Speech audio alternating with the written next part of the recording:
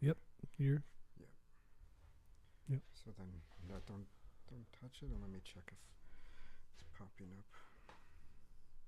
Yep.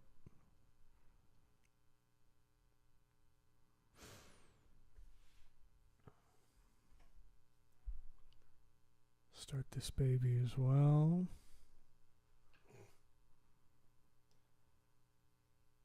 Yep. Okay. So it's on. Good. Yep. Oh, and then once it's 11:38. Oh no, we're just on. Yep. Okay. Good. Yeah, there has to be a more graceful way to do that. That's my. Yeah. This you just have to add that title. Like we have to make one that says. Okay. Yeah. Okay. Can let me see if I could hear the audio. Okay. Okay. Good. Okay. Good. Well. Always such chaos. I apologize. Anyway, welcome to Contra Gentile Season 3, Episode 21. Yes. We don't have a camera switcher, so we're just going to No. have one stagnant camera. So if anybody was wondering, that's why. It'll be fine. It'll Yeah. be fine. Yeah, this is. So cheers. Cheers. That was aggressive.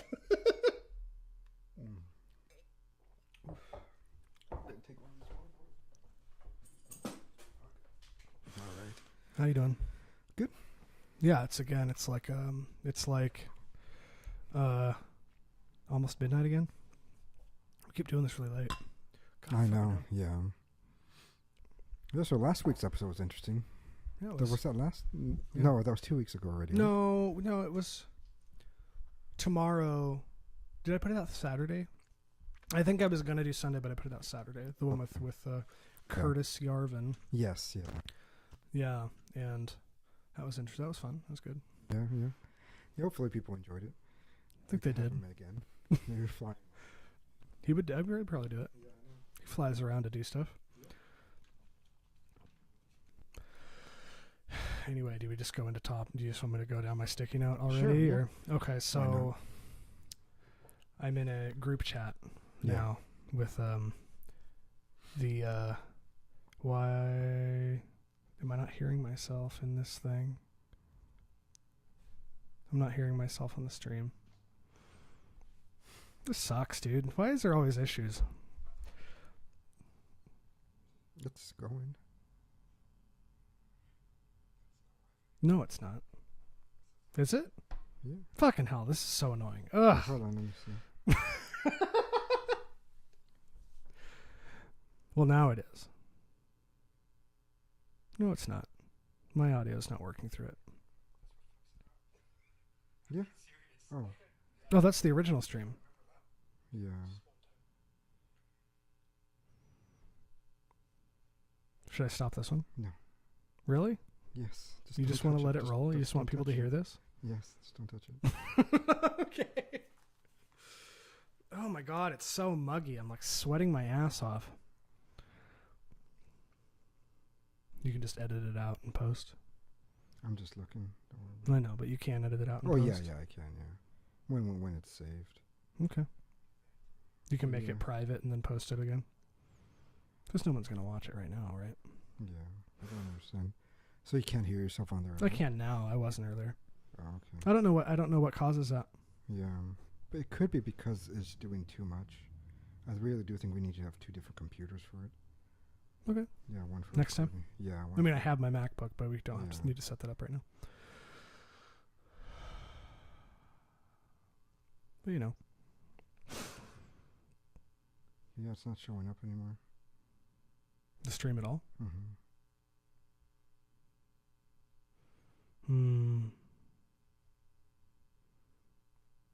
Go back to the stream. Okay. The other way. It says it's going. Yeah, but it's not showing up. But oh well.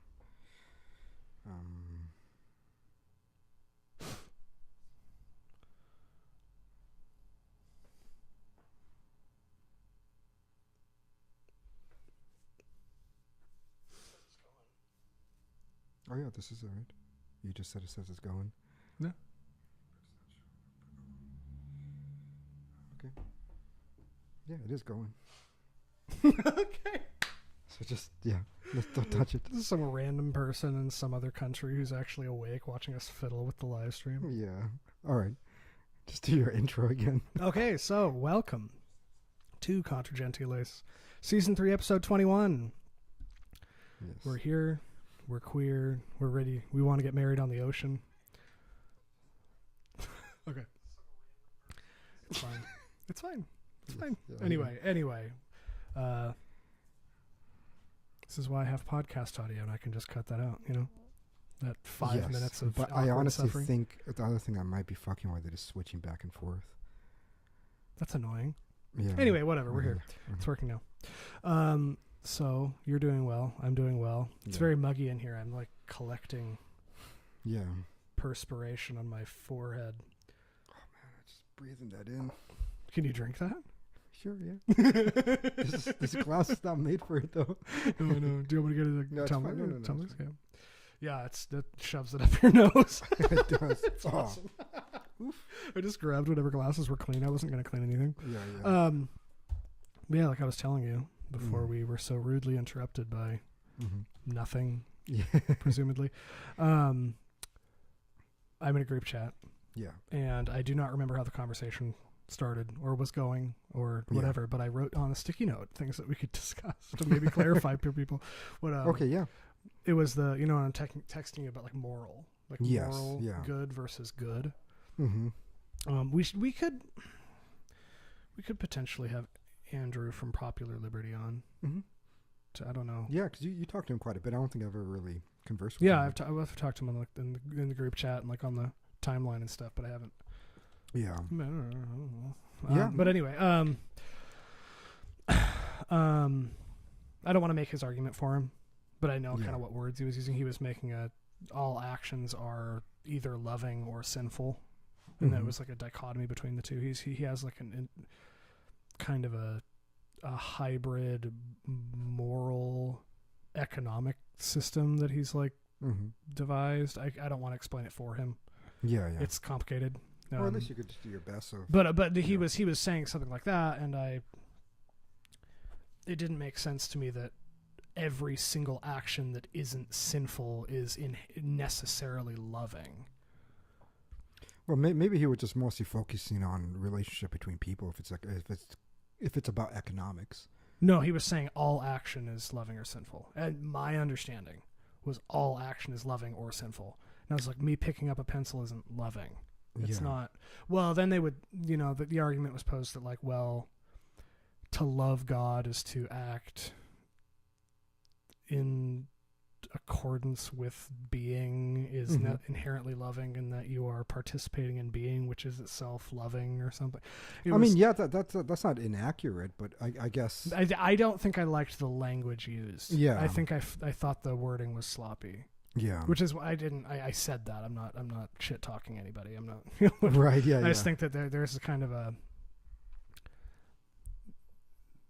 like they were doing it, or not they. I don't want to say there was an argument posed, or a metaphysics of action posed where an action is good and therefore partakes of truth and therefore partakes of being, instead of just goodness being a feature of being. And I think that there was just kind of a confusion of what it means for something to be good versus morally good, and how. And you did send me that text. I do remember it. I didn't have time to respond to it, but I also I think you read too much into it. I think when normally when people make a connection that way, it says you're partaking in truth, therefore you're also partaking of being. I don't think they're saying that it's removed from being. It's just that since you are partaking of truth, then you are partaking of being, because they're simultaneously. Yes, I think maybe I just don't. It to me felt like there was an insertion of a feature of being where it didn't necessarily need to be inserted to be accurate. An action is good if it's in accordance with being, because goodness is a feature of being, and you don't have to insert truth into the equation for it to be accurate.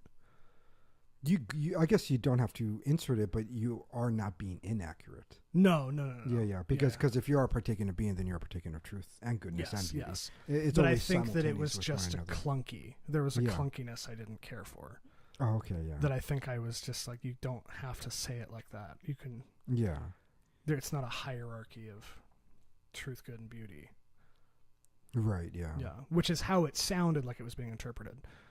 Yeah. This isn't just him. I'm not singling anybody out. It was just right, kind of just kind of in hearing how people were discussing. Yeah. The question. I was just writing down how phraseology I was hearing. But there was and again, I don't have it in front of me because anytime I get on my phone while we record, I just get stuck on my phone the whole time. But there was an incapacity to separate being good from morally good. That if something was good, it was inherently morally good. Right, yeah. Which I don't think is necessarily accurate. Yeah, I mean... Yeah, I mean, it can't be just because not all things are moral. Yeah, there was a refusal to... by some parties. And I'm not saying it like this because I'm trying to, like, shit talk anybody and not say names. I'm just... And I wasn't a part of it, so I'm just saying what happened. I don't know how to word it without telling you who all these people are. Just this, that the, I kept saying the picking up a pencil.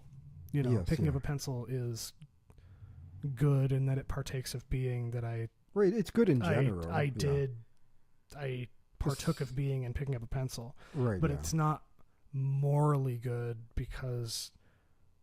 In picking up a pencil, there's no virtue or vice in that action per se. Yeah, because morality pertains to the very specific nature of what it means to be human. And so as being a rational animal, we are the only ones that can be moral creatures because of our reason. It's a moral animal, but that doesn't mean that every one of our actions, like taking a shit, is not morally immoral. But there was a conflation of moral good and good. Right, yeah. Where because you were partaking of God in action of shitting, then because the action was good and manifest in its teleology, therefore it was morally good.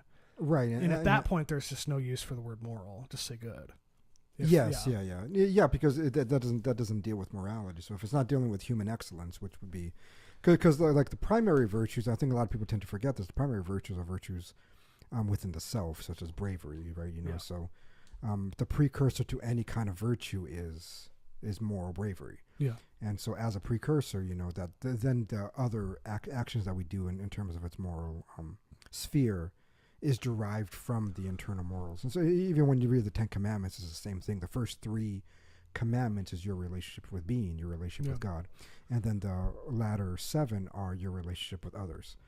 And so there's always the primary virtues is the virtues of excellence of what it means to be human. And so, knowledge, for example, being knowledgeable, that's a morally good thing. To be ignorant is, or at least willfully ignorant, is not it's a moral evil. Yeah. Because it's vicious. Yes. And that is the primary function of being a rational animal. What vice does ignorance? Is it just ignorance is a vice, or does it partake of a vice? Ignorance is vice. Deliberate ignorance is sinful. And so, as being a vicious nature, how can something be vicious but not sinful? Because it's just vicious against its own nature. Like? Because you're not willing it. Some people are just ignorant. And so, you can't say it's sin. Yeah. Yeah, and so that's why, like in Catholicism, you have the because sinful must be willful. Sin must be willful, not sinful. But yes, sin in the same way that love is willful. Yes, yeah, and so that's why, like the spiritual works of mercy in Catholicism, one of them is educating the ignorant, and that is the virtue, right? You have the vice, which is ignorance, and then you have to educate the person, and they have to grow in it. But the one who deliberately remains ignorant, and then now they are in a sinful state because they're deliberately trying to deny that which is true. Okay. And so there is and so if the actions have nothing to do with human excellence, if it has nothing to do with what it means to be a rational animal, that those actions are neither moral or immoral. They're just so most actions like breathing, right? Yes, is amoral. Yes, it's just it's because that was actually the example I gave. Yeah, quite a lot. Because it's an ontological good, and we can't deny. But that doesn't make it moral. Goodness in general, yeah. But there again, there was a conflation of the good, and morality. Right. Yes. Which is not. No, moral goodness is an aspect of it, and it only pertains to humans and angels, really. Yeah. Because of the rational aspect of it. We don't have to get into the angel discussion, but morality only pertains to... Is that too much for the night? Yes. Yeah. Okay. So when are we going to do that? Do you really have to be prepared for that? Yeah, I think to give a proper defense of it, yeah, I would have Let's do an angel episode sometimes. Yeah. Next few weeks. Yeah, it'll be good. Okay. But yeah, people keep... Papal statist keeps asking me, when are you going to do Marcus's angel episode? Okay, we can. I don't mind doing it. I just don't want to do it right now. Because we're talking about morality. Yeah. So that's why like a lion cannot be morally good or bad, even if he eats its own child, because it involves speech, and speech is inherently human. Or uniquely human. Or an ape cannot be immoral for fucking another dude ape. He's just degenerate in its nature. Yeah. In the act, but which is vicious. Yes, but exactly. But he is not sinful, right? And so sin only pertains to human and angelic actions, but in particular, it is concerning about the excellence of the mind, and so when things begin to deter from that. Because that is what distinguishes us from beasts. Mm-hmm. So when it begins to deter from that, so even the corporeal sins are sinful because we are aware of the nature of sex. So if we are aware of the nature, or eating, drinking, exactly. So we are aware of it, and then we willfully go against it. We're violating what it means to be rational. While an animal can't, right? An animal is just going to fucking eat, and so because they have no rationality. What can we define rationality? Ability to understand being. To know, ability to know. There's actually two senses with it. So one of them is the more passive ability to know, but the part that makes us more godlike in the image and likeness of God is the active sense of the mind, the ability to create, the ability to make things and stuff like that. So that's why the artist, like a bird makes a nest. Yes. So how is that different than making this building? It is. I know. I'm just. Yeah. I understand. I know. I know intuitively that it is, but I don't know what. Yeah, it's because we use geometry, we use structure, we use mathematics. So they're just instinctually piling shit on. Right. This is not instinct. This is thought. There's many. Well, you guess like tribes that live in dirt huts still.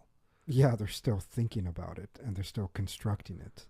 Like there's a difference between a bird making a nest or a beaver smacking something with his tail to put a dam in, and a dog digging. And it's a difference of kind and not degree. Right, it's a difference. I just am curious, what's the kind? Thought. There's thought behind it. Okay. Yeah, there's like this is a rational construction. A bird's nest is not a rational construction. It's an instinctual thing. It's the same thing when humans fuck. When humans fuck is different. We think about it. We do, yeah. That's why foreplay and all that stuff is such an essential part of human sexuality. Well, if you ever see like a lion fuck, it's violent and sloppy. Sloppy. Every animal. I don't think I've ever seen another like they don't make love. They don't do it the way humans do, and so it is a difference in kind in like that a lion, way. like twisting the nipples. Of Right. Yes. Lion. Yeah. I mean, I guess there's the pussy, there's the dick, and there's the ejaculation, but that's that's the extent. No, because I know. I think I understand that. Yeah. Like I know that. Yeah. But I don't know how I would technically explain that. It's the same way for like speech. Right, and so other animals. It's not communication. It's right. Yeah, other animals communicate. Other animals. Expression. Yeah. Is that the word? Is that the communication versus expression? Yeah, basically. Yeah. Wow, we haven't talked about that since 2 years ago. Yes. Yeah. A year and a half ago. Yes, speech is expression of. I have a segue for that in a little bit. But. Your interaction with reality, and so it's like there's different variety of ways we can express. There's no abstraction in me screaming. No, there isn't. Yeah. But when we construct arbitrary sounds and symbols to refer to reality, that's speech. That's different from a dog barking or a fucking, you know. Abraham always likes to use that the example of the dolphins. They have different clicks while they're hunting. It's like, okay, yeah, that's not the same, right? That the moment that the dolphin is like, what does it mean to be at all? That's when you say, because the way that animals communicate is they make a sound and then that elicits pure instinctual reaction. Yes, exactly. And they don't think about when you yell at your dog stops. Yes. And it stands there. And it's like, yeah. And it's nothing's happening in its head at all. Yes, yeah. It's very obvious. Yeah. It's just fear. Yes, yeah. It's just. That's why dogs and animals can't love you. It's like they're able to cuddle, they're able to have all the sensation of pleasure, but they don't love you. Yeah, it's not the right word. Yeah. Yeah, they're getting pleasure of your existence the way they get pleasure from cool food. And good. It's fine. Yeah. They get pleasure from food. Yeah. They get pleasure from sex. They get pleasure from all these things, and they get pleasure for you petting them and go, "You're a good doggy," you know. And it's like, but they don't love you. They don't know love. Yeah, right? They can't. Yeah. They're incapable of willing the good to the other. Yeah, they're just there to get pleasure, and so all of these things they are different in kind. Mm-hmm. I think too many times we do want to just say it's a degree difference, but then we begin to anthropomorphize. Well, if one is to claim, that they're all human action of any kind is morally good because it's good. Yeah. Why is animal action then not morally good? That makes that renders animals moral agents. It does, right? Yeah. I don't remember what I was reading. I don't read, but I looked up. I found an article or something about how the connotation of morality has changed over time. Mm-hmm. The idea that morality has to do with vice and virtue is very scholastic. Yes, yeah. It's not used that way anymore. No. To refer to the same thing. Yeah. And I got that sense when I was talking to people about it. I was like, no, I think this is one of those examples where when I say good, it's very scholastic and in what it means. What most people now mean by morality is just human relationships with each other. Mm-hmm. And they just begin with that. They think anything private is not a moral issue per se. Mm-hmm. So that's why in general, masturbation is amoral. Yes, that's why a lot of people view it that way, right? Yeah. As opposed to the most evil and vicious way you could ever entertain this sexual behavior. With everything. That's what, so you could do what you want to do as long as you don't bother me or make me do it or whatever. Like that is the general mentality because I think generally the way that we describe morality is just human relation with each other rather than the excellence of what it means to be human. Yeah. And I think when you negate that beginning part, when you negate your relationship between you and being, between you and God, in terms of your excellence of what it means to be human, none of the other moral conundrums make any sense. Like there really wouldn't be any reason why any other behavior is bad. Yeah. And well, that's what I was saying. Something. And again, it was literally I was sitting at work doing nothing all day. Yeah. And I was on Twitter on my work computer, just going back and forth with people about stuff. Yeah. And actions per se cannot be completely evil in that they partake of being. And I think that I don't remember. Yeah. I couldn't tell the listener what episode we talked about it on, but we talked about what was good and bad about like killing and mutilating a 4-year-old girl or something. It's the act of cutting is not bad because it is manifesting its teleology and cutting. The flexing of that's the good. It's good. The firing of the which really upsets people. it's the killing it's the murder that's bad. That's bad, right? That's evil. Yeah, that's why we can never partake in absolute evil. Yes, to say that an action is absolutely evil is to say that it just didn't happen. Mm-hmm. It didn't. It can't. Yeah, it's like something I've been seeing a lot is people calling. I get really bothered when people say, "Oh, that guy's evil."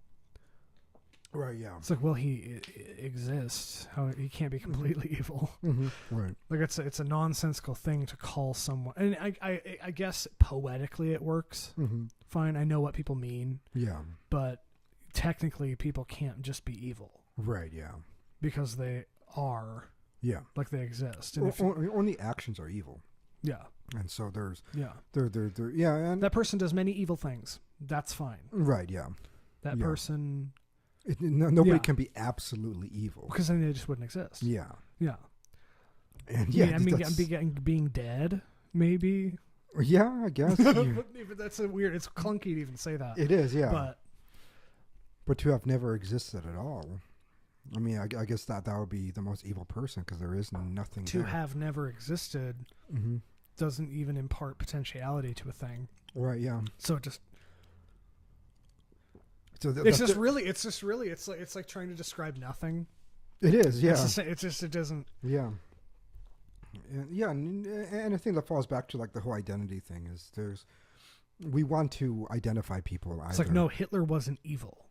Yes, gassing the Jews. He did evil. That's evil. Yeah. Well, actually, he never himself gassed the Jews, but I guess the ordering of it. Was yeah. Goebbels was worse, but I would say Himmler was worse, but did worse things. Yes, which is what saying someone is evil does. Is when you say someone is evil, what you mean is that person does evil things. Yeah, that person is not evil.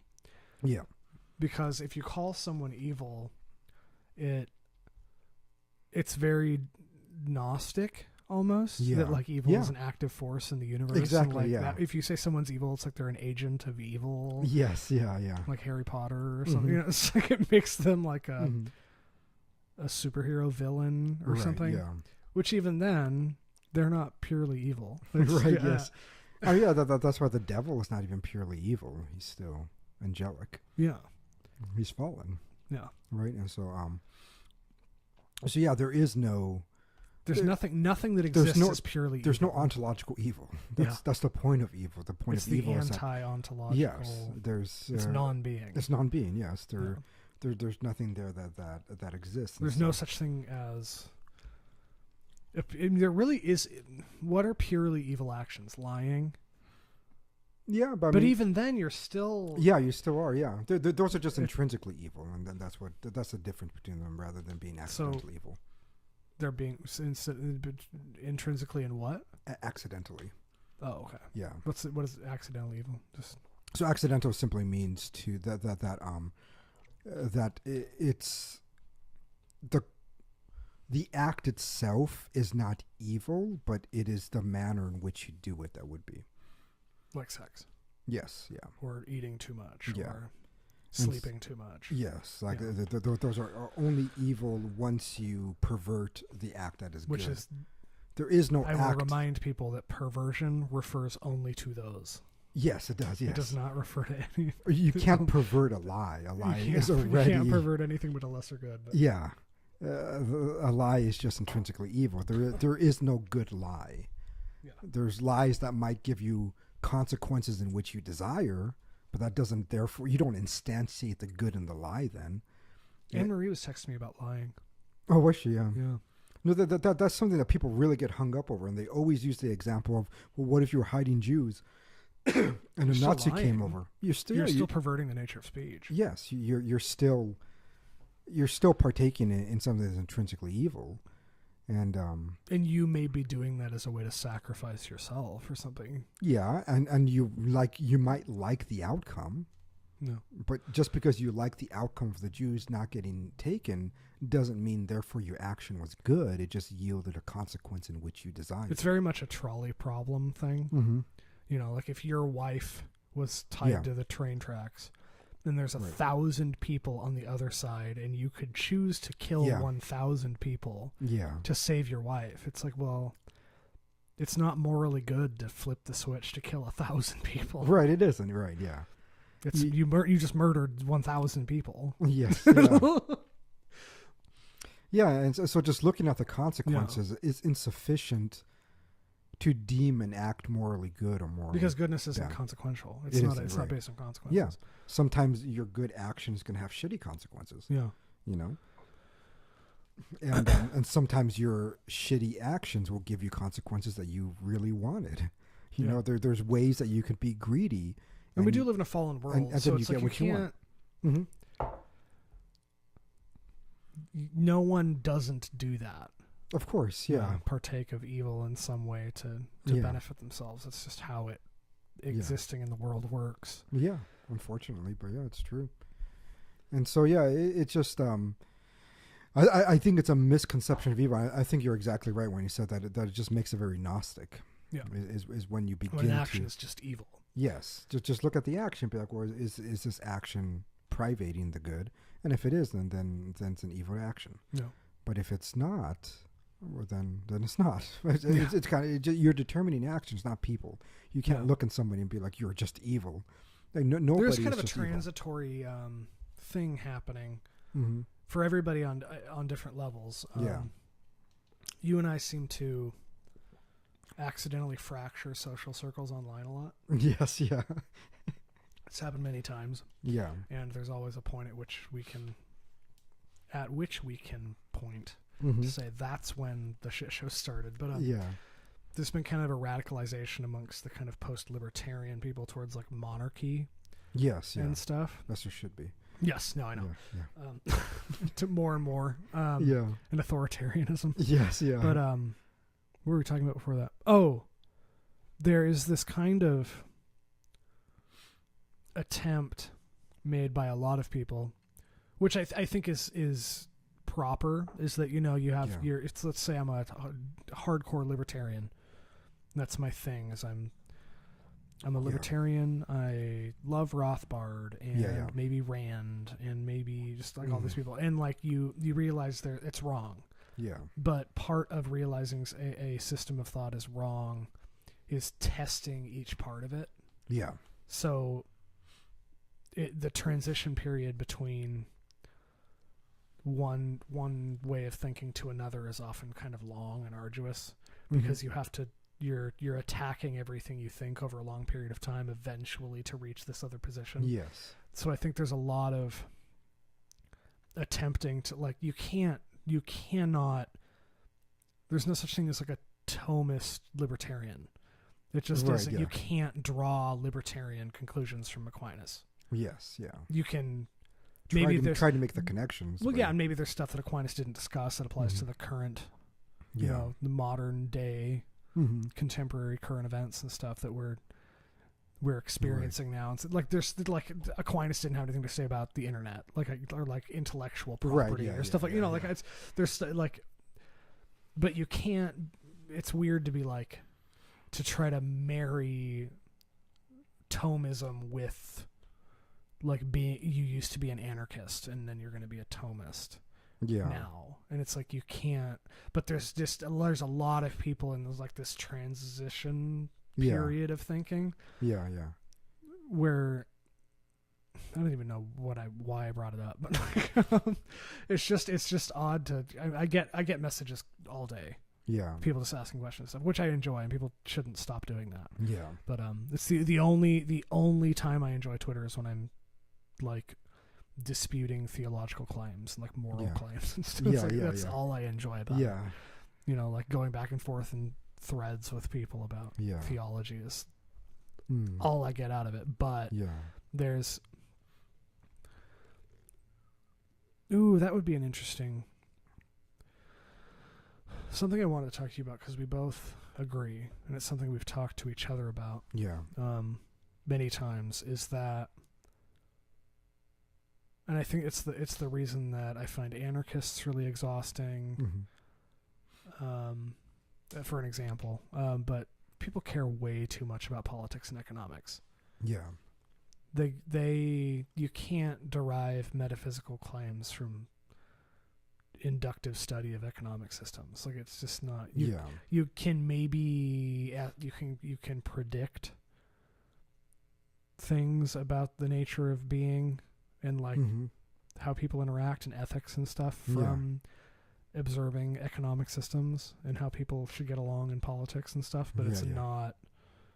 You can't, because what? So libertarianism and anarchism are like mostly they're political. Right. It's not a metaphysical position. Yeah. it's an economic and political position Mm-hmm.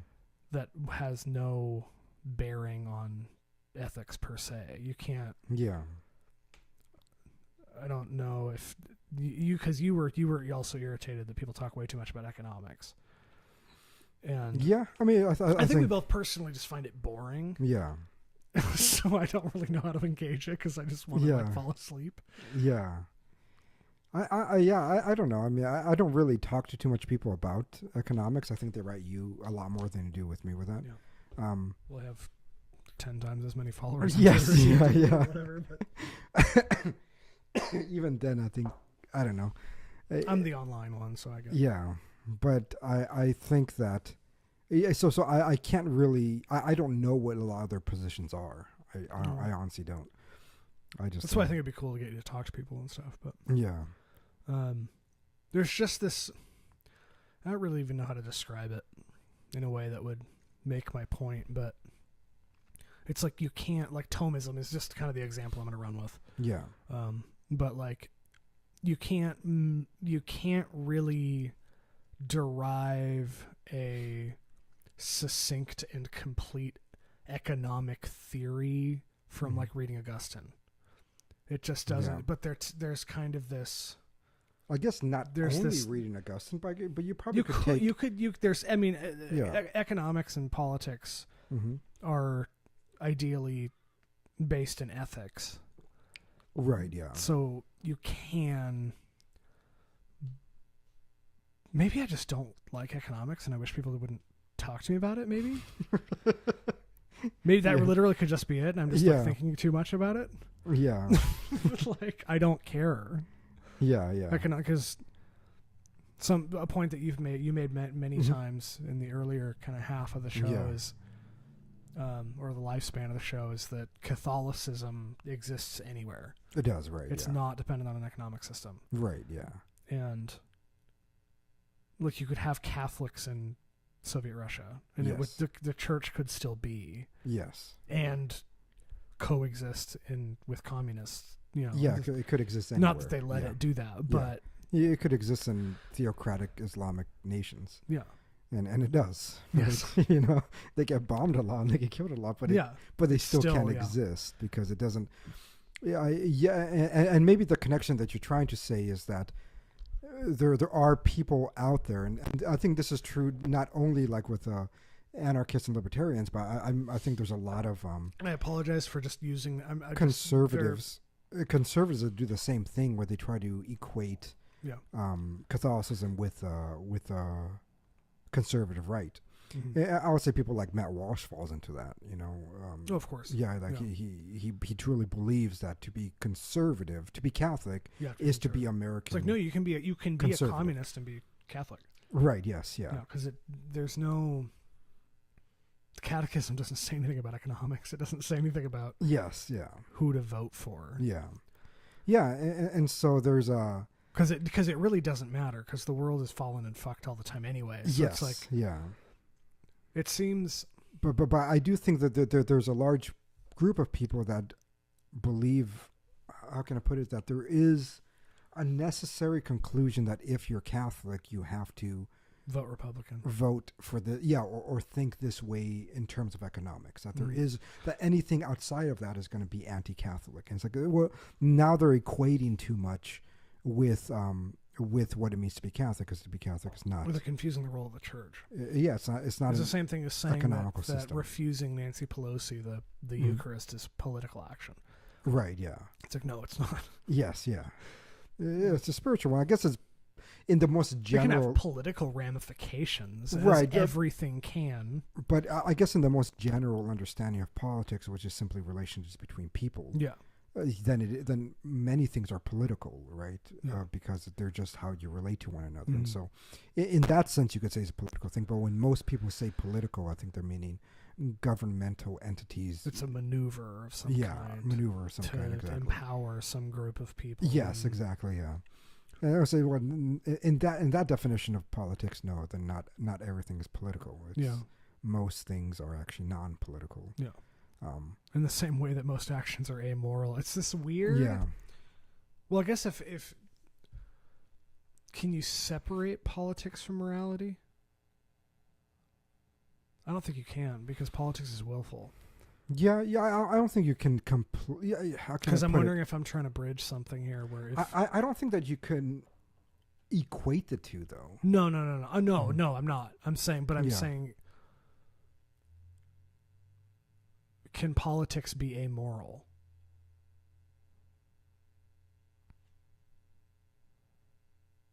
Because if they can't, then thinking that all good is moral good would make everything political. Yeah.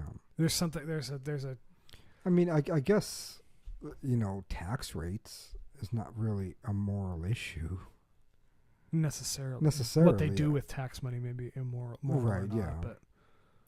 And I do think the separation is necessary. Well, amoral means can be moral or not.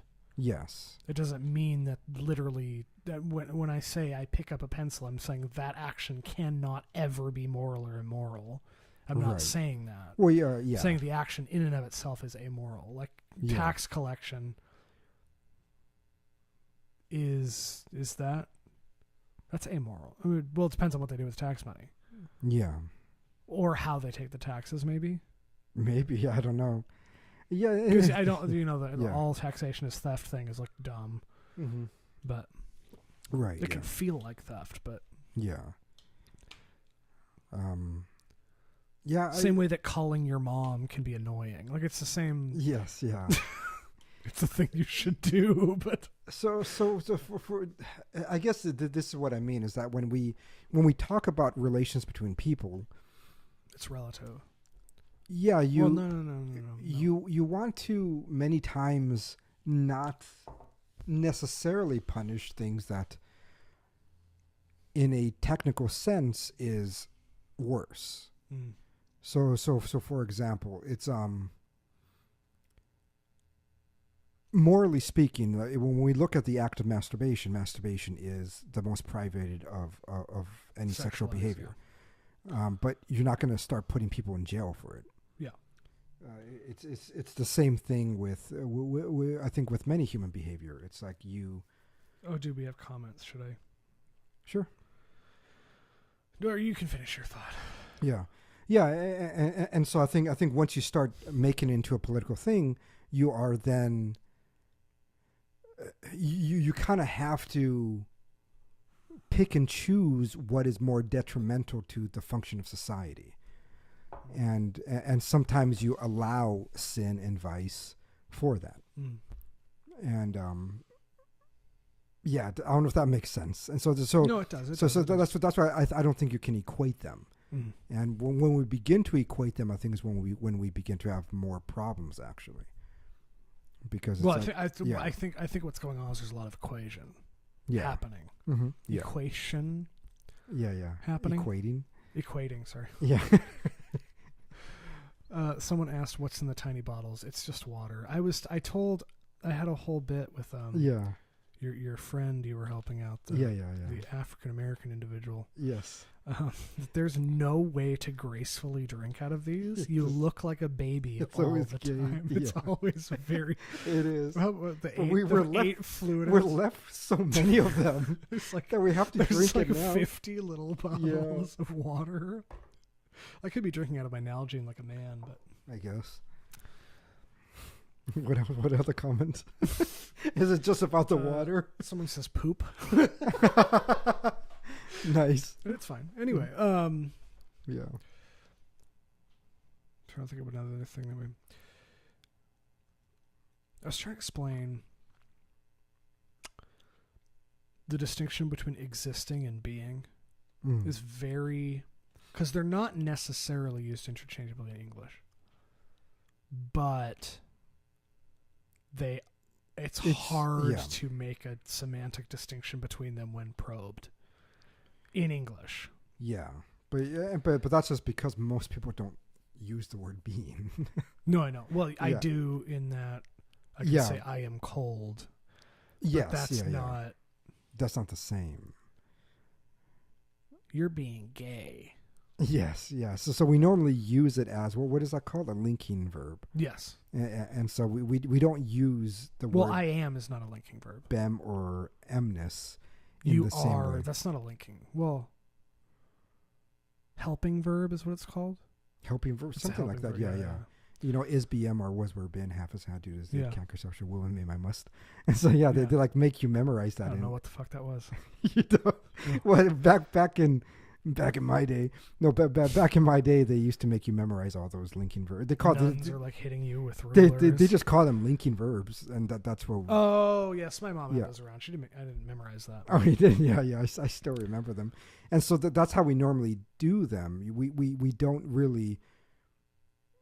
We don't use them in English as a verb in itself very often. Like it can be used, obviously. Yeah. You can't just have a statement that says "I am." Well, it's like if you walked up to somebody in the street and you said like, "I am." What does it mean that you are? Yeah, like that I am what? That's normally what they would think. Yeah, is I know that you are, and so we can use it because that is proper English. But I think colloquially and everyday speech, we don't use those words in that way. We use them as a helping or linking verb. And so, what's the difference between being and existing? To exist means just simply to stand out. It's a type of being. Is it existere? Yeah. Existere? Mm-hmm. Yeah. Existere. Yes. Not in Italian, Latin. Yes. Ancient Italian. Yes. Yeah, you are simply standing out. You are put forth. Which means to occupy space, have boundary. Yes, yeah. Which is a type of being.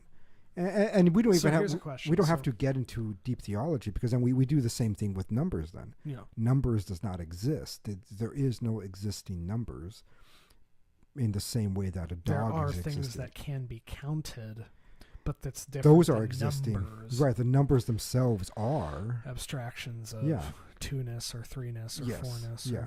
But so they are partaking in being in a more fuller and fundamental sense, because they're not really bothered with the composition of existence. Yeah, two doesn't need matter to exist. Right. I mean, it doesn't exist. To be. To be, yeah, exactly. Yeah. And so numbers they don't exist, and things exist, and obviously they are. Because, so I appealed to, this was the same chat. This is all from the same long-winded thing. But someone said they wouldn't argue with me on Twitter because I'm, quote, long-winded. Oh, really? Okay. Yeah, it was a woman, but... Okay. Anyway, I thought that was so funny. Yeah. I don't want to argue with you because you're long-winded. Eloquent? Anyway, like ser and estar in Spanish, it's not the same distinction. Yeah. It's like essence and state of being. Yes, yeah. I think that's the best operating. Yeah. When you say like blah blah blah es blah blah blah, or like soy blah, you're describing the essence of the thing. Yeah. And then like that blah blah blah está blah blah like is describing the state of being of that thing. Yeah. Is that an accurate way to? Because I sat there and racked my brain and I couldn't think of another. Oh, okay. I couldn't think of an example that didn't work. So that might be my working essence versus state of being.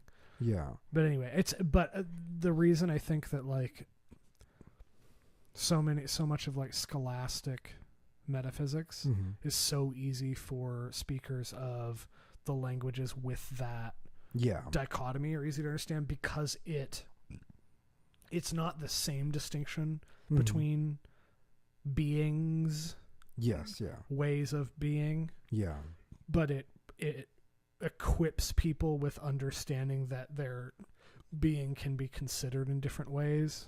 Yeah, I think so. Like Italians, it's like the Iberian languages, like Portuguese and Spanish and Occitan and Catalonian and stuff. Italian, French doesn't do it anymore. I think that was a phonetic thing. They were so similar. The Estad one just fell out of use. Right, yeah. Because they did sound almost exactly the same. Yeah. But something about that, I think, predisposes people to Yes, yeah. Which is why I think those regions are the most metaphysically sound. Yeah. But I also do think in everyday language they don't say they don't use like these linking verbs in this in well that many way. languages don't. They don't. Like Yeah. when they conjugate. Yes, but I guess so. For example, when we say I am cold in Spanish, you say yo tengo frío. You say I have cold. Yeah.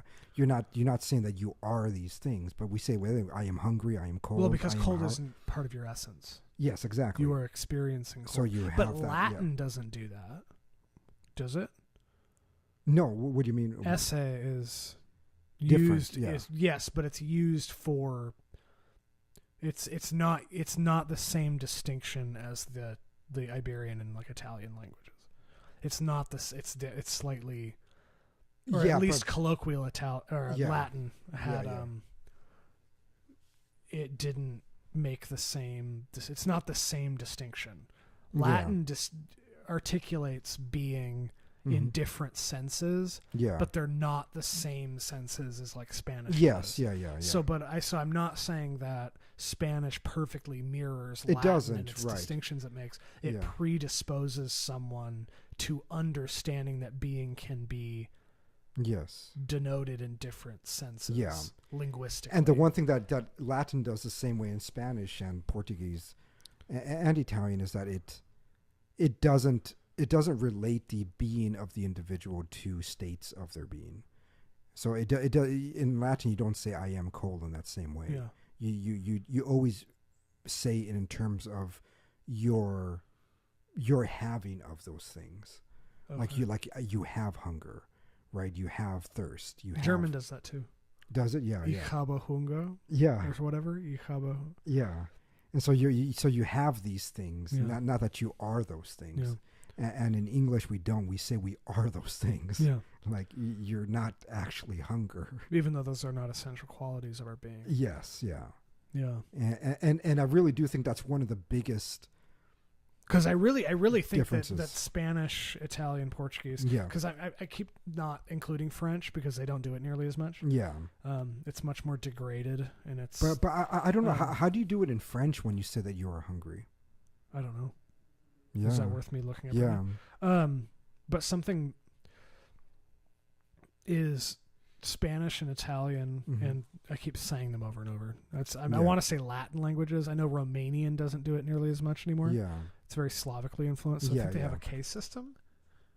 I don't remember. Yeah. But French translate. Yeah.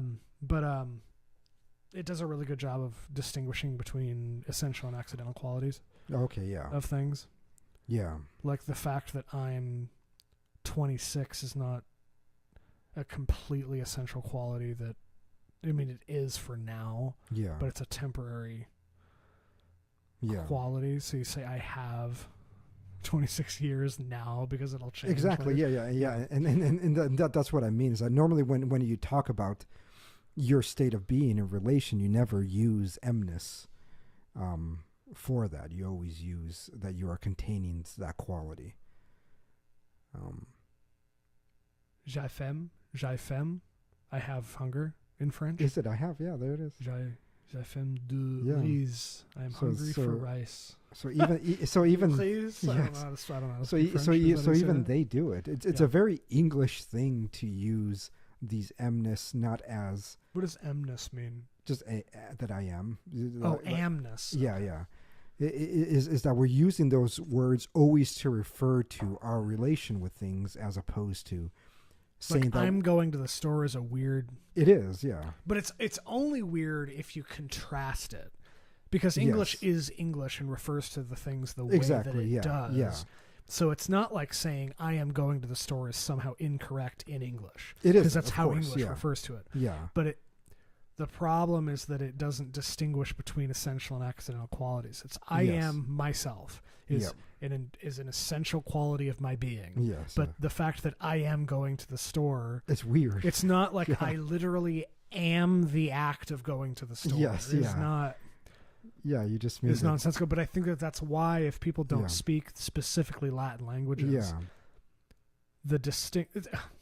I think the distinction is harder.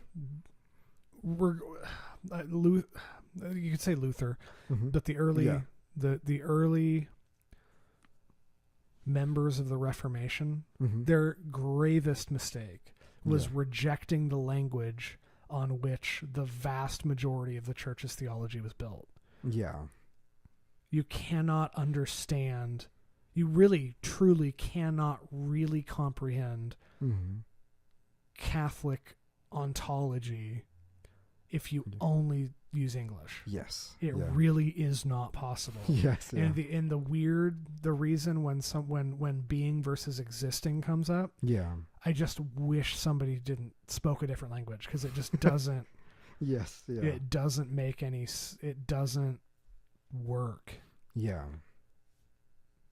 Like it really. That's why when you know, like, people are like, the King James Bible may be the most beautiful Bible ever written in English. It may be. Yeah. I don't know if like the Dewey Reams is very similar, so I don't know if like in its language, Dewey Reams is better, but and older and more original. Yes, it was the first English Bible translation. It was, yeah. Okay, so KJV from the Vulgate. Yeah, but I think that was the great benefit to retaining the Bible as, you know, spoken in Latin in Mass, was that it was the original.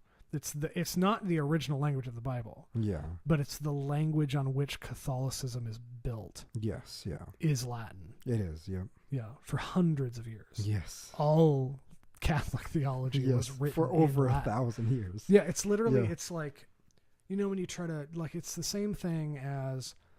Did you see The Incredibles 2? I never seen the second one. No. Okay, it sucked. Yeah. But there's a scene where Mr. Incredible is it?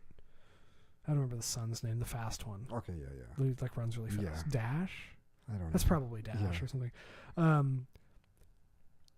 There's a scene where he's having to teach his son math, but they do it in a different. It's new math. You know, they do that every so often. Yeah. Like they taught me to multiply using the lattice method, where it's you draw this whole grid of numbers. Oh, really? Which works. Yeah. But like I sit down with my dad, the math teacher, and he's going to teach me to multiply. He was a math teacher? Yeah. He was math. He's math and science. I did not know math and science. Yeah. He told me how much you suck at math, and your dad was a math teacher. Yeah. That's awesome. My parents were always in a fight whether English or math was better. Oh, really? Language or the physical sciences. But but he's like trying to teach me math, and it just is like, I don't know this system of thinking. So it's weird. It's weird to me that anyone. I think it's almost perverse in a way. Yeah. To discuss Catholic metaphysics and not know at least Latin. Yeah, not understand that. Not at least speak Spanish. It's better Italian to know Latin. both Latin and ancient Greek, but still, Latin would be the one that. Did Augustine write in Greek? No, he wrote in Latin. Yeah. So it was more. Is it ancient Greek because a lot of the New Testament was written in Greek, or what? Yes, and a lot of the early Eastern Church fathers wrote it, and so you'll miss out on quite a bit. But it's hard to explain to English speakers why English is so bad. Yes, yeah. For metaphysics. It is. It's bad for metaphysics, but it's specifically bad for theology. Yes, yeah. As it relates to, you know, Catholicism, but... Yeah, I would say for any kind of metaphysical system. Yeah. I think that's why, like, some of the worst philosophers are always English speakers. Yeah. Especially Scottish ones. I mean, and it's not necessarily. I'm sure that like Hume, with his raw intellect, if he had just been a Latin speaker, or Italian, or Portuguese, or something, he would have been much better than he was because. Yeah, probably. I don't know. I'm really not a fan of Hume. No, I understand. I'm just saying. I'm going to give him credit. Okay, yeah. Like, do you think Duns Scotus sucked because he was an English speaker? He wrote in Latin, but... Did he? Mm-hmm, yeah. Oh, then he sucked. Yes, he just sucked. I don't know anything about Duns Scotus. Yeah. He was Scottish, wasn't he? I know he was, yeah. But over there, they used to write in Latin as well. Of course, it was still Roman. Yeah. But they weren't Roman. Well, no, they weren't Roman at the time, but still. But I do think their everyday language was English. Yeah. Or at least a form of Old English, whatever that was at that point. It's so fucked. Yeah. Because with some of the first works that began to be written, and outside of that was the very first one that I'm aware of is Meister Eckhart, and then he wrote in German, and then after that, The Tech Harp says "gay bad gay." Anyway, sorry, that's a old group chat throwback. So anyway, it's very hard to, I'm sure you've run into that, like distinguishing between existing and being. Yeah. When you say God is the act of being, it doesn't really make sense in English in isolation. It doesn't, yeah. And it always needs further explanation. Yeah. Because we don't speak that way. Literally, it's annoying because you say something like God is the act of being when you could say essay or something in Latin. It's a much cleaner equation. Yeah, Deus esse. That's all you say. Yes. It's literally. Yeah. But in English, to explain what it means for God to be the act of being, it's almost like you have to articulate the entire problem of change. You do, yes. No, I understand because, I think you had to do that for me. It's like okay, so there was Parmenides and Heraclitus, and they were going at it at different times in history. You have to describe the whole fucking thing. The whole thing. Yeah. And then Socrates. It's like a whole 2-hour conversation to explain this one concept that other languages just have. Yes, yeah. They kind of just get. Yes.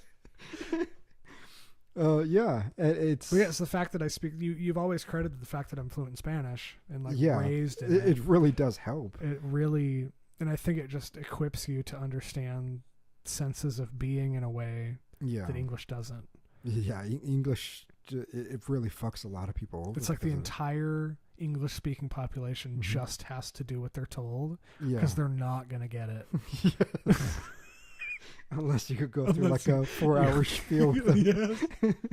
Which helps people. It does, yeah. And then they'll have this moment where they're like, oh my God, I get it. Yes. Like, yeah, that was a lot of work. Yeah. But then they can never articulate it again. They're like, oh, but I still believe it because I got it at some point. Yeah. And I know because you have to do the spiel every single damn time. Yes, yeah. Yeah. God is that which actualizes potential. The pure active being of which all things that exist partake. It's like, okay, what is existing? How is that different than being? Yeah. It's very annoying. I've had this conversation hundreds of times. Oh, yeah. No, me too. No, I know you have. Yeah. You're the one who doomed me to it. Yes. But it's interesting because once you understand the jargon, and then you could synthesize it shortly that way, but without understanding what all of that means, you have to go through a discussion. Well, I think it was Aquinas. I think it was on. Is it just called On Nature? I don't remember his title. Their titles are always. It's always Aquinas on Nature. Yeah, it's always. It's just because that's the chapter's title on the Summa. It's a question. Well, he wrote something very early in his writing career. Oh yeah, the Summa his whole things. The Summa, does it comprise his whole? Yeah, it's incomplete, but yeah. Okay. Yeah. As is our understanding of God. Yes, yeah. At least. But yeah, that was he was no one Heidegger, of his final works. He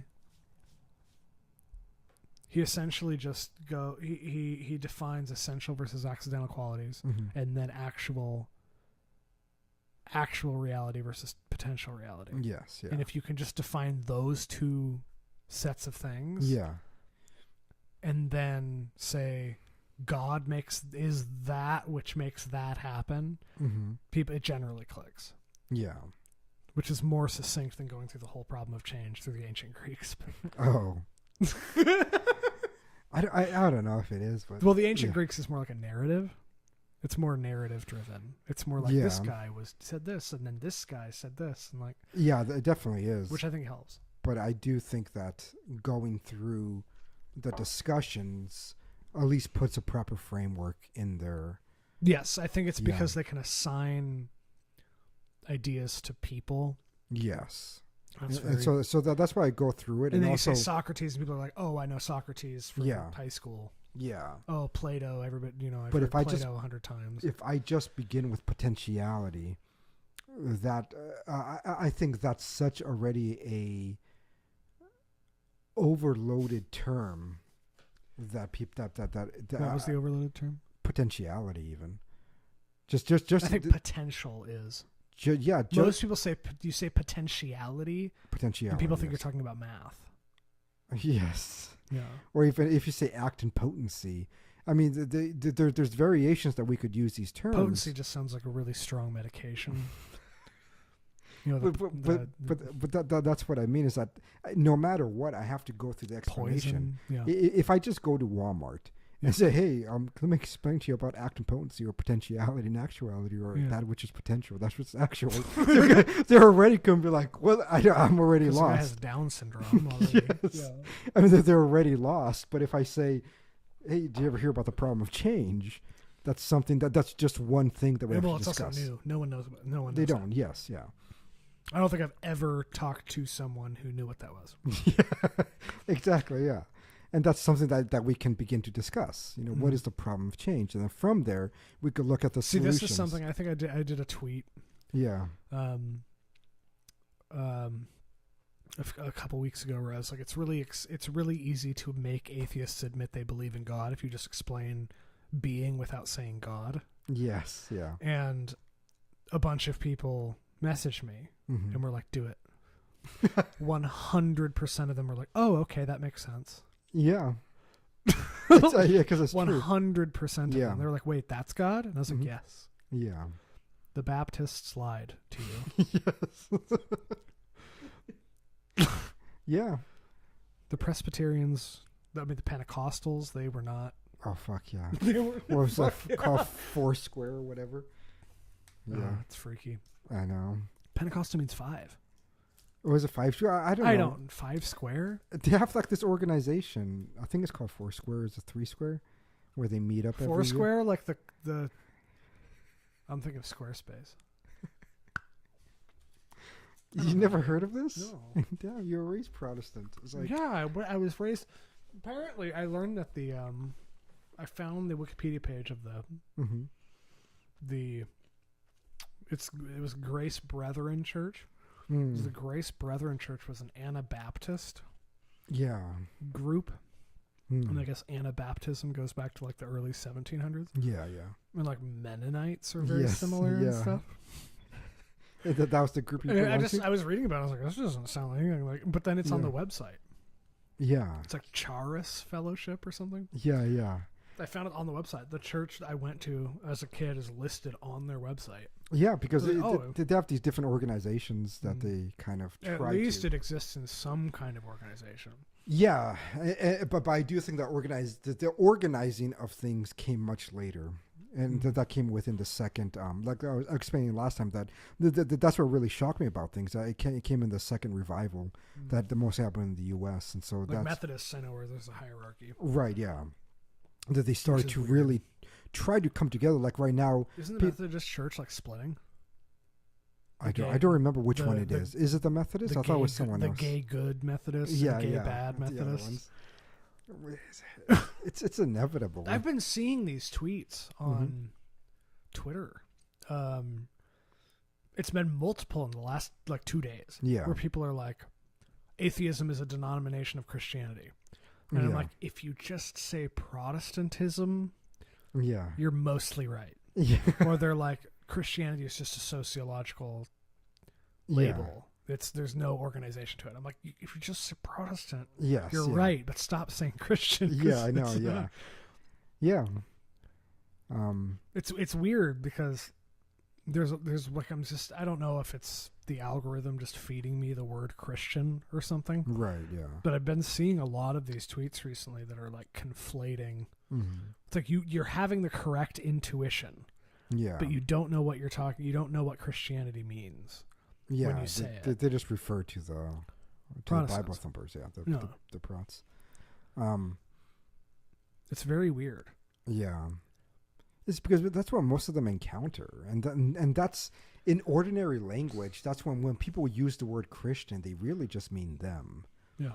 It's very rare when somebody uses the word Christian, they're referring to the actual Christians. Yeah.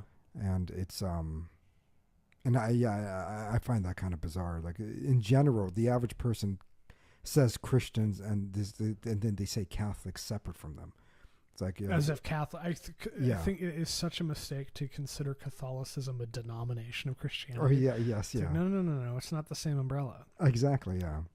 Yeah, it's not the same umbrella. And I think a lot of people. Your example of some, if we were to take Liberia. In Africa, and it was called the United States. Yes. And then there was a slave revolt. Yeah, and then they splinter off, but they still call themselves United States. Yes, yeah. They're like, no. You guys are the fake ones. We were always the United States. It's like we pre-existed you for 300 years. Yeah. Now multiply that with we pre-existed for 1,500 years. And because I've noticed. Here's a question. Yeah. Why did the Catholics not just kill Luther? I'm curious. Because why did the church not crusade the Protestants? Was it too popular? Well, the Crusades was trying to take back land. It was a defensive. It was a defensive maneuver. So if killing Luther wouldn't be a, I wonder Luther, like the Albigensians were allowed.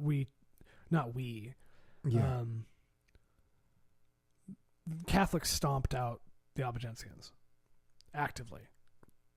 Yeah, after a long time, but yeah. Yes. So why is the same not? Well, there was actual physical wars after the Protestant revolt. I mean, Ireland is still a shit show. Yeah. So I can't. Yeah, and so there really was when you actually look up historically, it wasn't a peaceful thing. There was killing, but the Protestants won their land and the Catholics kept their land. That's essentially what ended up happening. Okay. Yeah. That's why there's Protestant and Catholic countries. Yeah. And even within those countries, they kind of splintered within regions. And so, like, there's Catholic regions and there was Protestant regions. Like, Ireland was the same thing. You got Northern Ireland, you got the... Northern was Protestant. Then you have the real Ireland. And so they kind of, like, split within their areas. And so, yeah, there was war. And then they had the Council of Trent. Yeah. To try to answer towards any kind of the heresies in which they were presenting. Yeah. And then from there, it remained relatively peaceful, but not really. The Calvinists were brutal. The Calvinists actually killed a lot of Catholics. Calvinists suck. Yeah, they stomped out almost every Catholic French. in their areas. I think Calvin was French. Was he French? Yeah. John Calvin. Yeah. Yeah. Well, no, I thought it was Holland. Wasn't it? Keep talking. I'll Google it. Okay, yeah. We have to be historically accurate. Yes. Remember, I said something about Romanians were Catholic, and it was like totally wrong. Yes, yeah. He's French. He's French, okay. But yeah, the Calvinists were very brutal, and they and so it wasn't peaceful immediately. It took a while to get peaceful. Yeah. Yeah. And then it just, even when the U.S. was founded, it wasn't peaceful. They persecuted the Italians and the Irish that came. Was it specifically because they were Catholic and no one wants to say it? Yeah, it was 100% because they were Catholic. They were papists. And so they... I never thought about that. Yeah, they weren't Islams. They weren't allowed to be with the good old Protestants. I never thought about that.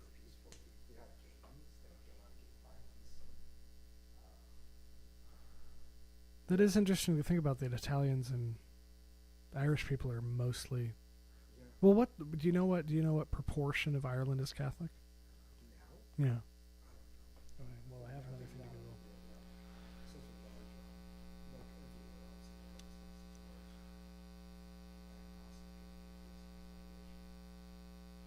When I was in the Czech Republic, it was the most atheist country in the world. It was the. The very depressed people. Anyway, I hate when you go on Wikipedia and you look up, why is Gaelic is such an ugly language.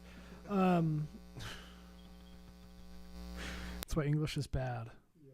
Only witches speak Gaelic. Religion of Ireland. I don't know what I was saying. I'm Googling too hard. Orthodox. If you Google religion of Ireland, it says Orthodox. Yeah. Oh, Catholic is 77%. Okay. It's still a lot. Yeah. So yeah, when they came, it really became friendly quite recently. Yeah. And friendly, I would say more apathetic. Yeah. It's not friendly. No. When I lived in Pennsylvania, there was stories that the Protestants used to go inside the Catholic churches and they would destroy the communion host or bash the statues. And that was just normal, even up until the early 1900s. Mm-hmm. But it really wasn't until like the 19... Yeah, because the reason I would say it's apathetic and not friendly is the second, if I know a Protestant well, who's devout in their protesting, the real Protestants, they don't stop protesting. Well, that's all they have.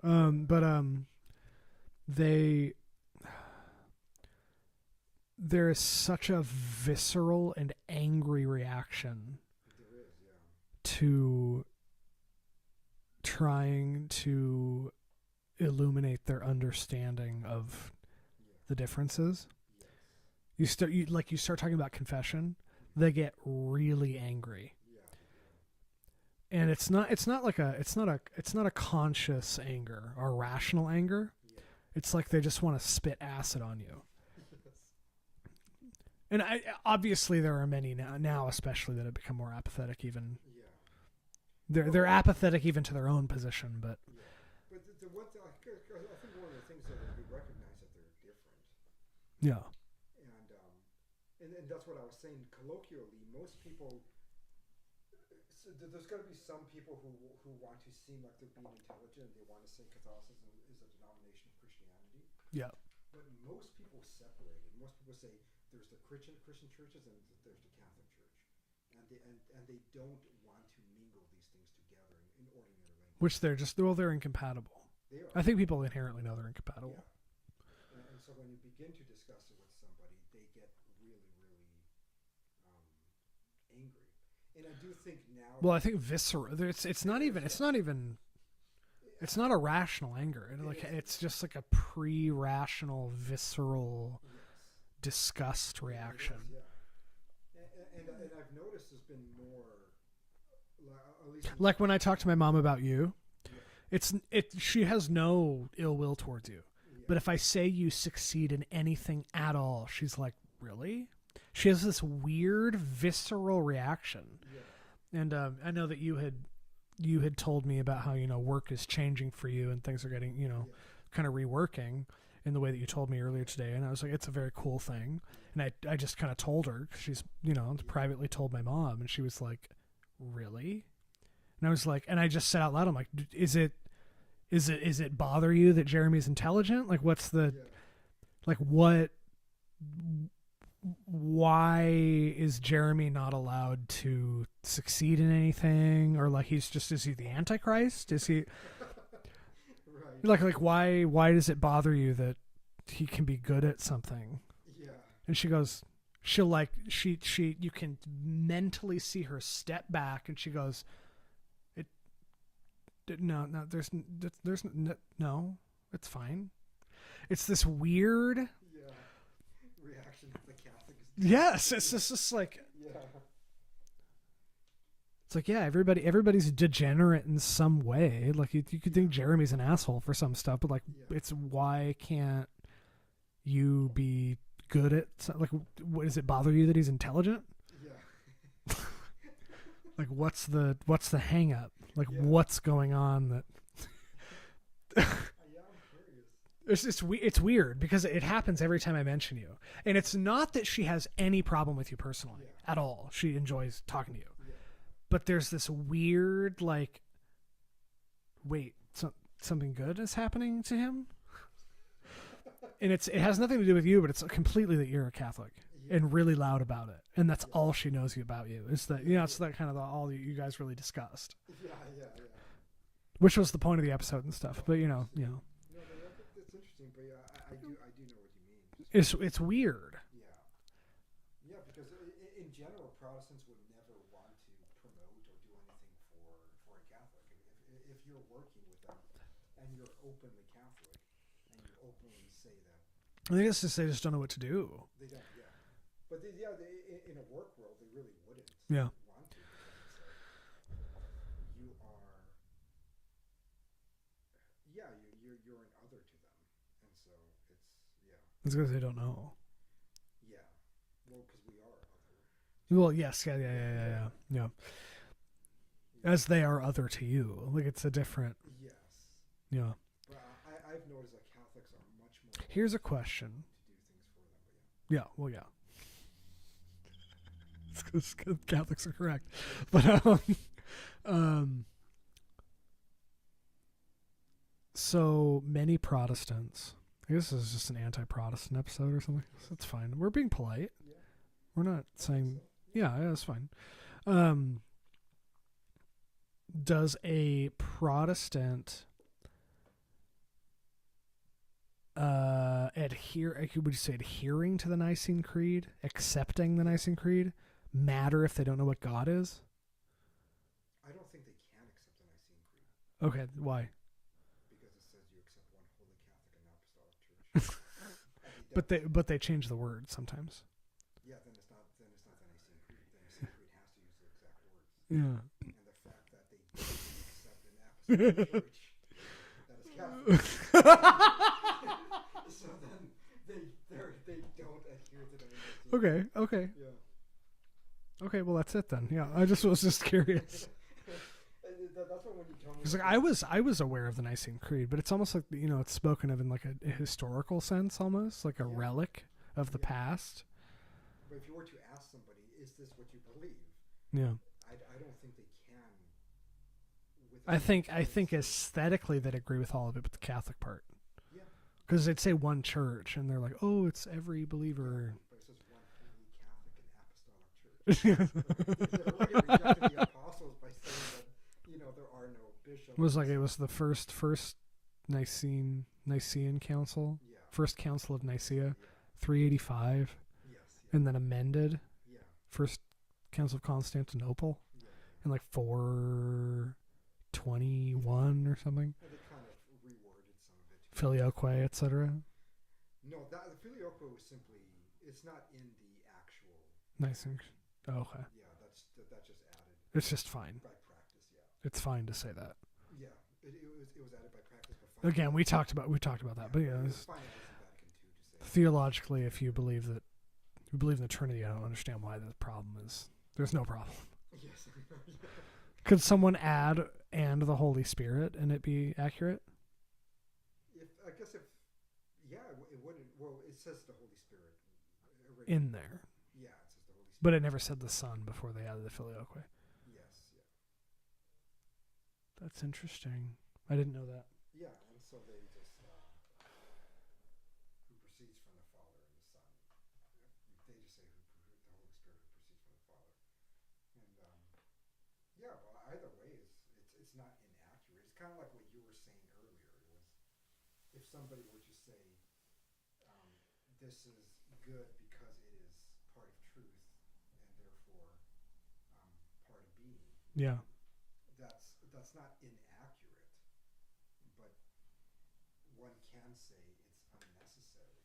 Yeah. So I would say the Filioque is unnecessary. It's not necessary to say that, but it isn't inaccurate just because you have and the Son. It's like saying all actions are loving. Yes. Yeah. It's like, well, I guess, but it's not inaccurate, and so that's why I have no problem with the Eastern Church not saying it. It's fine. Yeah, just stick to the original canon, or at least the amended canon of that. Your microphone stopped working. Completed?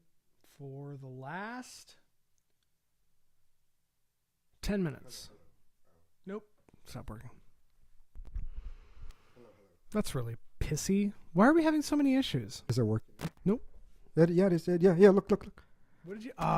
Your cable disconnected. Yeah, Damn it! I'm gonna have to amend a little thing on the front and be like, "Hey, our audio quality sucks again." No, it's just for 10 minutes. No, I know. Yeah, it's not fine. It's fine. Yeah. Okay. Don't even say anything. Fuck it. Because they complain and be like, Okay, it's not doing it again. It's not working again. Your audio cable is breaking. so this audio cable sucks. Yeah. There, I'll just hold it in like this. Oh my god. Thank you, Marcus, for texting me on my phone Oh, did he? to Yeah. tell me that. Yeah. He said he's. What did he say? Yeah. He said, "Can't really hear Jeremy. Your audio is very clear, but I can barely hear him at all." The next text, a minute later, was willing you to check your phone. Good. Thank you, God. Yes. Yeah. I'll just hold it in like this the whole time. Okay, That's well, we have to stop having technical issues. Yeah, I know. The show was beautifully smooth Yes. Yeah, I know. for a year. Yes. Something has happened. We're having technical Yeah. issues. I think part of it will get solved if we don't do this again. If we go back to the other. Yeah, I know. We didn't want to Yeah. walk to the other building. It's fine. Yeah. Okay. Well, you can just And- hold it and just watch that. Yeah. And if we have two different computers for. Yes. So actually, Yeah. okay. So tech talk on the show really quick. If Yeah. I just send audio from here to that, Yeah. I can run everything else off one computer. And that is the only thing. This can all happen separately. Let's try that next time. I don't know what you mean by that, bro. Try it next time? Yes? I don't know what you mean by that. So see this cable that runs to the little switcher? Yeah. If I just run that cable there and we run audio through that thing, Yeah. then I can just do everything else on a separate computer. I can do all of the podcast audio on that other separate computer. Yes. It'll work. I'll show you. I'll show you next time. Yeah, yeah. Anyway, I have my little thing here. I wanted to talk about sedevacantism. What Sedevacantis. I don't know what that is. Sedevacantis. The seat is vacant. The Pope is not real. Oh, okay. You don't. I never heard that phrase. Sedevacantist? Yeah. Sedevacantism? Yeah, I've never heard that. I'm shocked. Yeah. Are you serious? I'm being serious. Yes, I never heard that phrase. I'm shocked that you've never heard that phrase before. Yeah. Really? Mm-hmm. That is so weird. When was that coined? The Pope's not real. I don't know. Protestants, probably. No. That's really upsetting to me that you've never heard that. Yeah. Sedevacantism is a doctrinal position within traditionalist Catholicism which holds that the present occupier of the Holy See is not a valid pope. So, people who were like, he's not a valid pope. And Right, yeah. we were talking about like SSPX and stuff. Yeah, we were yeah. saying that they were, or the guy. I just never, I know what you mean, but I've never heard that phrase, that It's the label. sedevacantism. Yeah, Sedevacantist. Okay, yeah. It's sedevacantist thinking. Yeah. Yeah, its seat is vacant. Yeah, yeah. I'm shocked you've never heard that. Yeah. That's shocking. But but anyway, because I was talking, I said something about how the SSPX, which is the Society of Saint Pius the X, Yeah, yeah. which splintered from the Society of Saint Pius V. Oh, did it? I didn't. Yes, know that. yeah, it's like it's a splinter of another. Yeah, yeah. Because what's the guy's name? Michel Lefebvre, Yeah, yeah. something. There were the consecrations in 1988 where they were all excommunicated. Yes, yeah, yeah. It wasn't that he was saying it was was it John Paul II? Yeah. Mm-hmm. Yep. It's not. He wasn't saying that Saint John Paul II was Yeah. not the Pope. Yeah. He was just disregarding his mandate, essentially. Yes, yeah. When Right, yeah. he got a letter from, I don't know, somewhere in Switzerland that they were doing this or something. Oh, okay. I don't. Yeah. I'm trying to remember my facts here. Yeah. Essentially that Is it Lefebvre? Lefebvre? It's Sure, yeah. It's Lefebvre. Yeah. Lefebvre? I don't know. Whatever. That sounds right. Something. He was essentially told to not consecrate bishops, and he did anyway. Yes. And then as a result, they were all excommunicated. There's some Latin phrase about what way they were excommunicated, in what sense they were excommunicated. Yeah.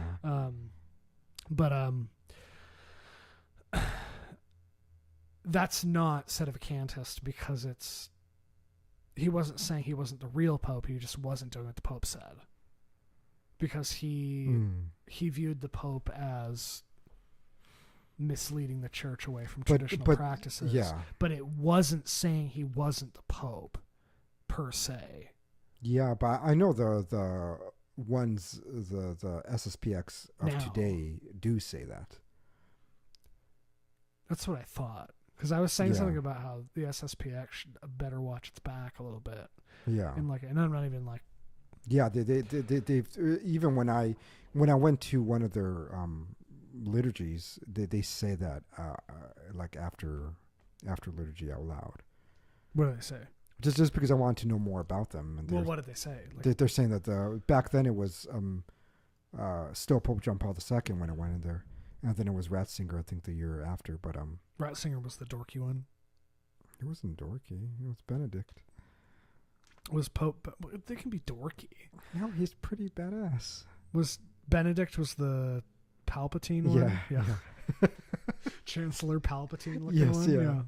No, but that they would say that they believe that the seat is vacant. Yeah. And I've heard that's that many times. Sedevacantist. Yeah. Yes, it's literally the phrase. Yeah. I have to keep talking about it. I'm curious to yeah. So people are like, oh, I just became SSPX. I'm like, I get like, yeah. So you're a heretic, but they're not. Well, I shouldn't say you're a heretic. The Vatican is friendly to them. They're friendlier now than they were in the 1980s. Yes. I think it was like 2017. They were relations were normalized again. Yeah. It was like really recent. Mm-hmm. It was with Ratzinger, but. Not with I don't think with Francis they're very friendly. So they can. Oh, sedevacantism. It was like 1960s that they started saying it. Okay, yeah. Yeah. Anyway. Yeah. So that phrase is, at least for me, is not really that. Yeah, but anyway. Well known. But yeah, they believe that the papacy has not been legitimate since Pius X, which is the 60s. It was the pre-Vatican. Yes, II. Yeah. That's who did Vatican? Who was Vatican II? I never remember his name. I gave you a record of his. I don't think he presided over it. Oh. Yeah. I'm pretty sure he was. It's very weird that you wouldn't remember the Pope. I know. It's dumb, but I read it again, then I just forget. He was a short-lived Pope. That's the only thing I remember. But yeah. So I mean, I can't say that I'm an expert at all with SSPX, but John the 23rd. That's what I mean. That's why it doesn't necessarily roll off the tongue. No. Yeah, look at that guy. Here you go. Yeah, there he is. Yeah. I know his face and everything, but fuck, which Angelo Giuseppe Roncalli. Mm-hmm. Anyway. Yeah, but. From every SSPX person I spoke to, they say that the seat has been vacant since Pius X. That's why they're the Society of Pius X. I mean it's kind of in their name. That is weird. Yeah. So I don't know about them enough this to make would be very more interesting because but the one thing, popular Liberty guy Andrew that I said we might maybe have on at some point. Yeah. He I think he's SSPX. Okay, yeah. It'd be interesting for you guys to yeah, because I wouldn't mind knowing more about it, but if they are rejecting Vatican II, they are rejecting your council. Yes, an ecumenical council presided by the Pope, and if they're protesting against it, they're no better than a Protestant. Yeah. and that's really what they are at that point. They're that was actually amazing. Is one of the most there's many moments I have with you where you are talking about Catholicism and your belief in it. Yeah. And you'll say something so humble that hearing you, one of the most arrogant bastards I've ever met in my life, say something like that, I'm like, okay, something is something. Obviously I don't want to say anything personal, but there, you know, there was kind of a moment in the last few years where you had to submit yourself to the discretion of priests. Yes. Yeah. And I was texting you about it, and you were obviously very fiery about your personal discontentment with it. Yeah. But you said, like, it's not my decision to make. Yes. Yeah. I have to submit myself to the authority of the priest. I was like, holy shit. Jeremy saying he has to submit himself to the authority of anybody ever. Yeah. It's like, wow, this must be really serious business. It really is the only Jeremy, of all people, is willing to just go along with something he doesn't like. Yeah.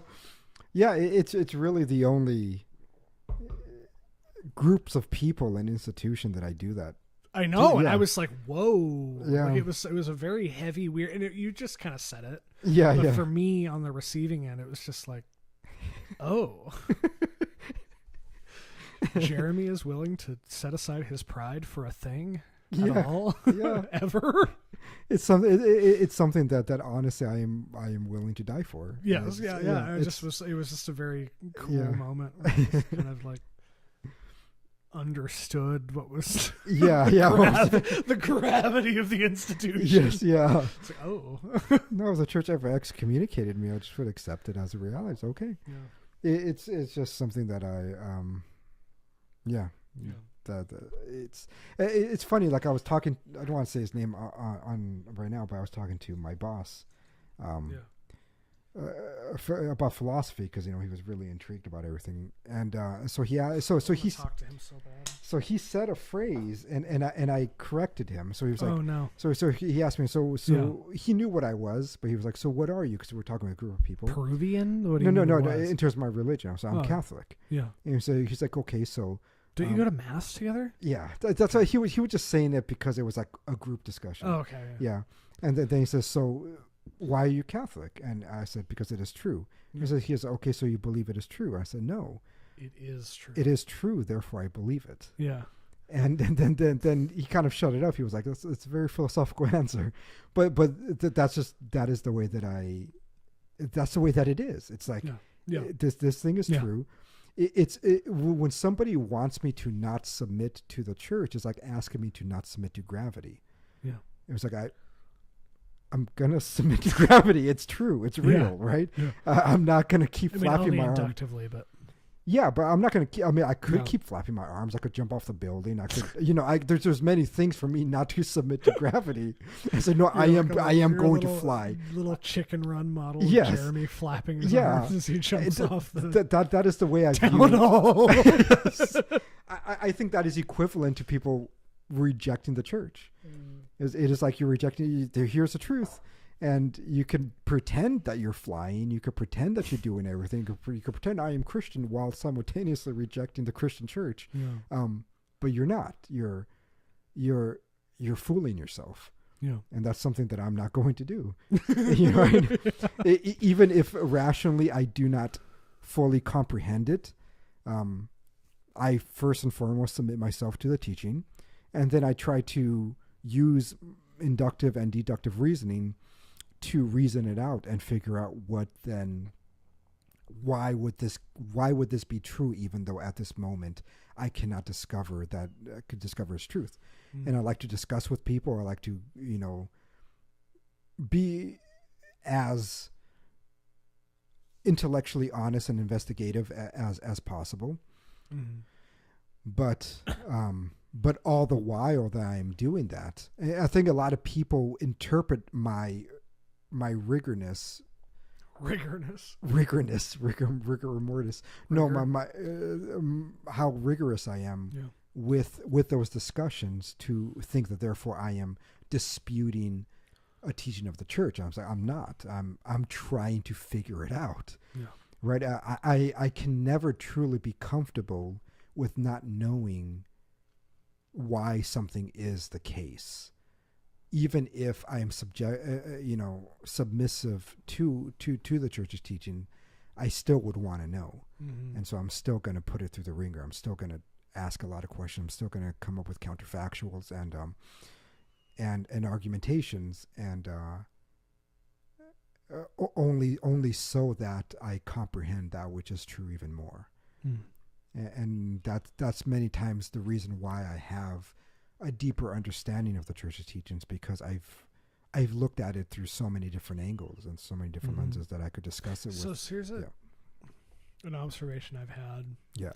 Is, or I've made, based on how people respond to me just constantly explaining the same thing over and over to people. Yeah. Is, and I think it's similar to kind of what how you explain the same thing over and over to people. Yes, yeah. Every day, every moment of your life is spent telling a new person the same exact thing you told the last person. Yeah, yeah. Like if some random person on Twitter is like doesn't know what confession is. Yeah. I literally am willing to sit there and type on my phone the same exact thing I told the last person about confession, or the Eucharist, or Christology, or whatever, over and over and over and over with new people every time. Yeah. And people ask like, how do you never get tired of that? It's like, well, you inherently do not tire of saying things that are true. You don't. Yeah. It's not exhausting to just say what's true. Yeah. Yeah. Over and over. Yeah. All the time. It's only exhausting to try to defend that which is not true. Yeah. So if I think my piece of advice to people is, if you're exhausted defending your position, it's not true. Yes. Yeah.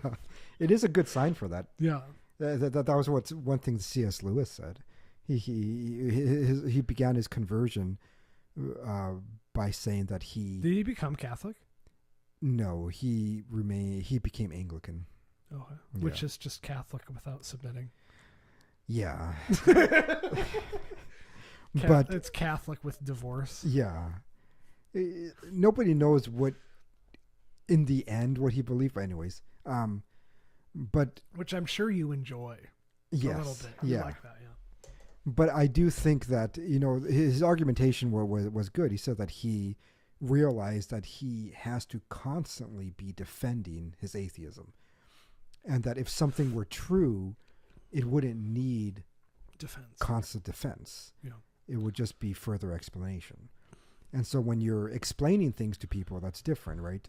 Like I'm not exhausted ever talking about that which is true, but yeah. Is there any accuracy to my association of Chesterton and C.S. Lewis? Are they a similar time period, or is Chesterton earlier? I don't know if they're similar. They might be. I think both of them. I just have this weird kind both of them were in the 1900s. Well, in the early 1900s. Okay, so I was going to say that was 100 years. Yeah, there was at least a few generations. I think they were relative, at least within 20 to 30 years of each other. And so I don't think there was a huge disparity between them. Okay. So so they're functioning. I think they're quippy. They're both English speaking? Yes. Yeah. Okay. So yeah. That's the beautiful thing about English is it's like it's very good for poetry. Yeah. Yeah. And like being funny. Yes. So the best stand-up comedy of all time is all in English. It's always going to be English. All it has is wordplay. Yes. Yeah. Yeah. But yeah, I don't know. Are we good? Are we? Yeah, probably. Good? Yeah, it's fine. I'm not toasted, but I'm. Yeah. Anyway, I can.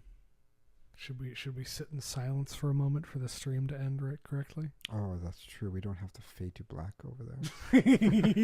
I would have to reach. Yeah, we can just. Yeah.